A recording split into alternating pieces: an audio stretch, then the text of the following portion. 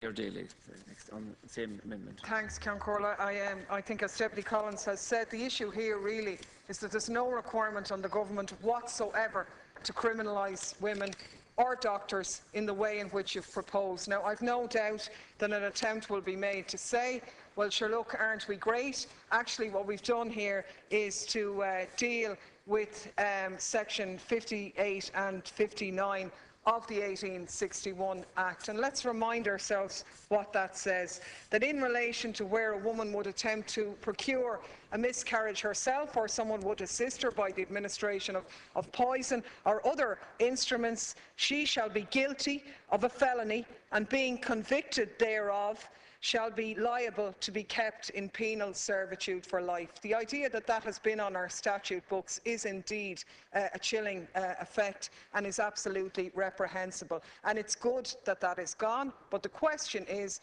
why would you replace it with another criminal conviction which basically said, OK, you're not going to get penal servitude for life, and we'll modernise the language a bit, but essentially, if you are found out or followed up and deemed to either have had or assisted somebody in having what would be deemed an unlawful abortion, then you would be criminalised and subjected to potentially 14 years. Now, before the Minister comes back on the point, I do think, and there is an issue, obviously, with the area of backstreet abortions, and while I know some deputies are deleting the whole section out of it, myself and Deputy Collins have allowed for the criminalisation of those who would conduct a backstreet abortion. That would be somebody who didn't have the consent of the woman, and didn't have the medical qualification to carry out that procedure. Now, it's probably legitimately argued that that would be a criminal offence in any way,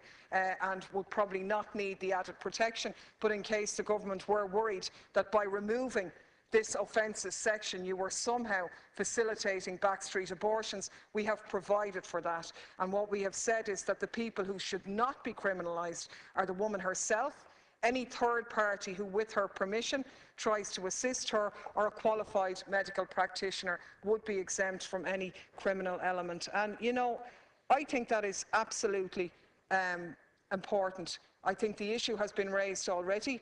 Does it mean that somebody presenting having taken abortion pills with a hospital is going to be reported and potentially criminalised? Now, no doubt the Minister will say not at all, of course that won't happen. But there is already evidence in existence to say that hospitals already, where women are presenting themselves as having miscarried, having clearly administered abortifacients themselves at home, that the hospitals aren't asking them the questions, probably because of an uncertainty and a fear about what the answer might be and what they might do about it, which means that women are exposing themselves to not being protected in terms of aftercare. Hospitals are feeling hamstrung in asking the questions about, well, did you assist the process yourself?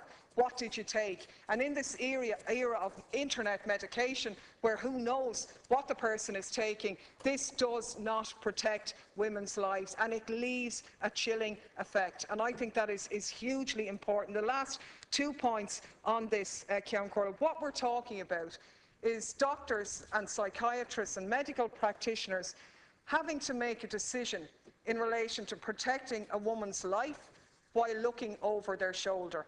Now, I'm sure we'll be told they don't have to look over their shoulder. Well, I can tell you one thing. If any of them were listening to the debate on the previous amendments, they would be looking over two shoulders, because we had deputies here not only wanting information gathered and transparency in this area, but it was almost like they wanted the houses of the Oireachtas to close down business, to examine all medical procedures in relation to all aspects. I was beginning to wonder, would we be looking for lists of how many, varicose veins were removed? Should we be examining all these medical practices in all the hospitals? No, we shouldn't. We're talking about medical procedures made by medical practitioners, routine health and private matters. And the idea that this House would examine those procedures is, to me, absolutely ludicrous. And I think, if you like, the cat was out of the bag by deputies like Deputy Timmins talking about how else will we